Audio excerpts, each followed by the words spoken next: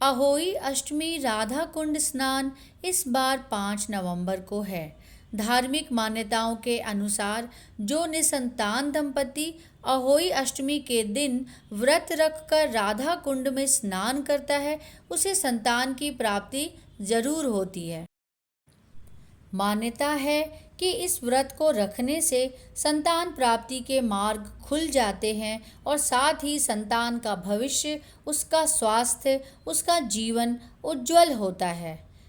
इसके अलावा एक मान्यता और भी है जिसके मुताबिक अहोई अष्टमी के दिन एक कुंड है जिसमें स्नान करने का विधान माना गया है। इस कुंड की महत्ता धार्मिक मान्यताओं में प्रचलित है। ऐसे में आइए जानते हैं कौन सा है वो कुंड जिसमें अहोई अष्टमी पर स्नान करना शुभ होता है। अहोई अष्टमी पर राधा कुंड में स्नान का विशेष महत्व माना जाता है। राधा कुंड मथुरा से लगभग 26 किलोमीटर दूर गोवर्धन परिक्रमा के दौरान पड़ता है। हर साल अहोई अष्टमी के दिन राधा कुंड पर स्नान के लिए भक्तों की भारी भीड़ उमड़ती है। इस दिन राधा कुंड में स्नान को शाही स्नान भी कहा जाता है। मान्यता है कि राधा कुंड में अहोई अष्टमी के दिन अगर पति पत्नी साथ में स्नान करें तो इससे वैवाहिक जीवन तो मधुर बनता ही है, साथ ही दंपति को संतान सुख की प्राप्ति भी होती है। ऐसा माना जाता है कि जो भी स्त्री इस कुंड में अपने पति के साथ स्नान ध्यान करती है, उसकी होने वाली संतान तेजस्वी होती है।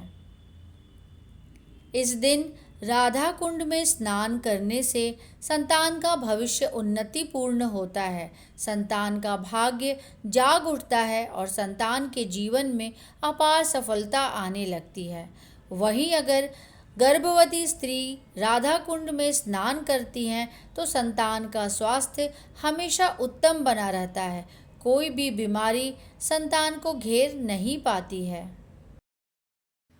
अहोई अष्टमी के दिन आधी रात से ही राधा कुंड में स्नान शुरू हो जाता है और यह पूरी रात जारी रहती है।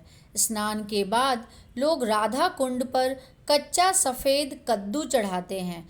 देवी को चढ़ाए जाने वाले इस प्रसाद को कुष्मांडा कहा जाता है।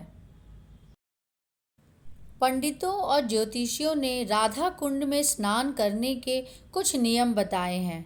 राधा कुंड में पति पत्नी दोनों को साथ में स्नान करना होता है। संतान प्राप्ति के लिए किए जाने वाले स्नान के लिए मध्य रात्रि का समय सबसे श्रेष्ठ माना गया है।